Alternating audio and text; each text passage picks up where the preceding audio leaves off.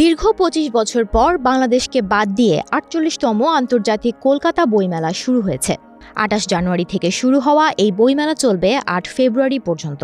মঙ্গলবার বিকেলে পশ্চিমবঙ্গের মুখ্যমন্ত্রী মমতা বন্দ্যোপাধ্যায়, জার্মান রাষ্ট্রদূত ফিলিপ আকারমান, সাহিত্যিক আবুল বাশারের উপস্থিতিতে মেলার উদ্বোধন করেন।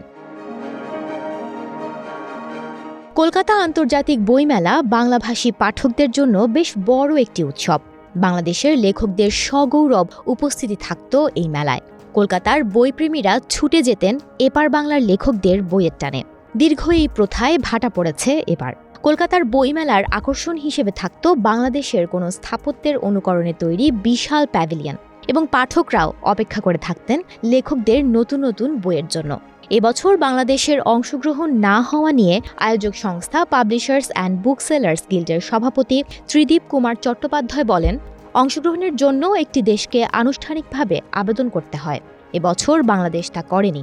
স্বাভাবিকভাবেই তারা বাংলাদেশের প্রকাশক এবং বই বিক্রেতাদের জন্য জায়গা বরাদ্দ করতে পারেননি। কলকাতার সল্ট লেকের সেন্ট্রাল পার্কে এই মেলার আয়োজন করা হয়েছে। এবারের মেলায় ১২টি দেশ অংশ নিয়েছে। থিম দেশ জার্মানি। কলকাতা বইমেলায় এবছরও ২৫ লক্ষ ক্রেতা ও পাঠকের সমাগম হবে বলে ধারণা করা হচ্ছে। দেশ বিদেশের প্রায় ১,০০০ প্রকাশক ও বিক্রেতা এ মেলায় অংশ নিয়েছেন। ১৯৭৬ সাল থেকে এই বইমেলা শুরু হলেও ১৯৯৬ সাল থেকে এই বইমেলায় বিশেষ প্যাভিলিয়ন থাকে বাংলাদেশের।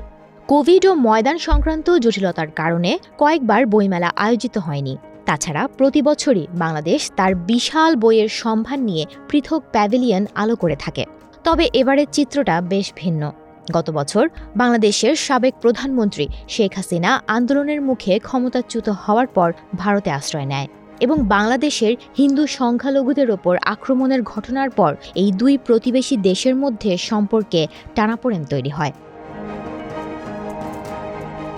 তবে কলকাতা আন্তর্জাতিক বইমেলার আয়োজক পাবলিশার্স অ্যান্ড বুকসেলার্স গিল্ডের কর্মকর্তারা জানিয়েছে, পরিস্থিতি স্বাভাবিক হলে পরবর্তীকালে অবশ্যই বাংলাদেশ আবার অংশগ্রহণ করবে। এবছরের থিম কান্ট্রি জার্মানি। বাংলাদেশও প্রথম ৩বার থিম দেশ হওয়ার সম্মান লাভ করেছে, যথাক্রমে ১৯৯৯, ২০১৩ ও ২০২২ সালে।